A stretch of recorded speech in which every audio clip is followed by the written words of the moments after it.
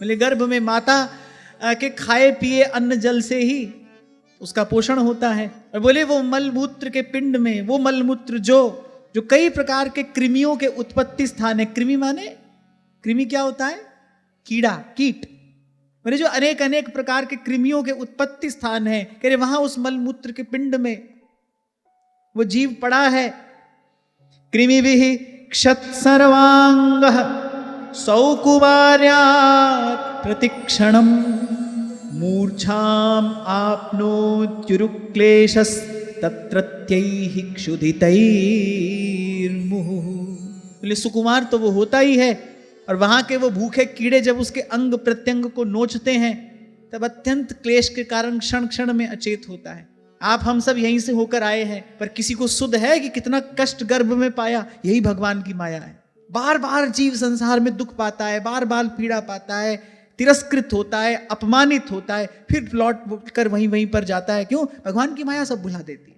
विस्मृति करा देना, यही भगवान की माया है। भुला देना, सब भूल जाता है, सुख दुख सब भूल जाता है। और ये माया श्री कृष्ण की, मोयो सब संसार, सब आप हम सब इसी में भूले। याद रहे संसार से मिली पीड़ा, याद रहे संसार से मिला कष्ट, फिर जीव उसकी इच्छा क्यों करे? भूल जाता है ना, बार बार भूल जाता है। यही शुद्ध संत कराता है, यही संत की महिमा है। तभी सहजोबाई कहती है, हरि तो कुटुंब जाल में घेरी, गुरु ने काटी ममता मेरी,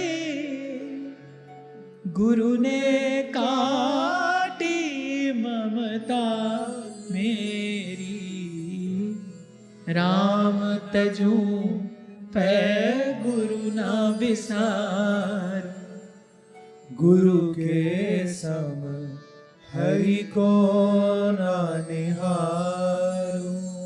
माता कड़वा खाती है, तीखा खाती है, गरम नमकीन, यहां सब लिखा है, भगवान बता रहे हैं। मेरे उन पदार्थों का स्पर्श होने से उसके सारे शरीर में पीड़ा होने लगती है, अपार कष्ट जीव गर्भ में पाता है। इसलिए महापुरुष गर्भवास को नरकवास कहते हैं।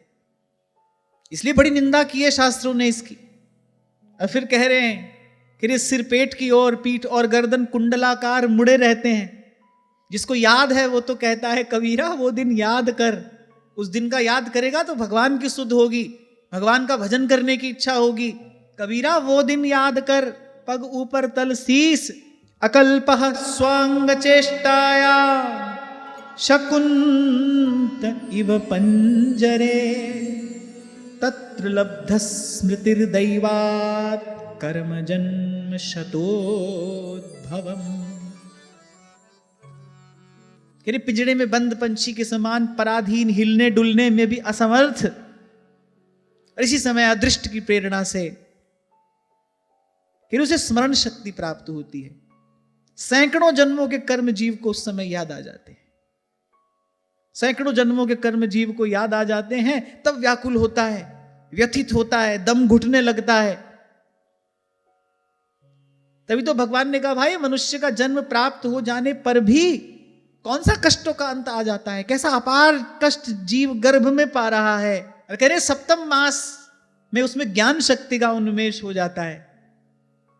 अच्छा, एक तो है कष्ट है पर कष्ट का ज्ञान नहीं है, एक है जब कष्ट भी है और कष्ट का ज्ञान भी है। कष्ट का ज्ञान होने से तो कष्ट की अभिवृद्धि हो जाती है।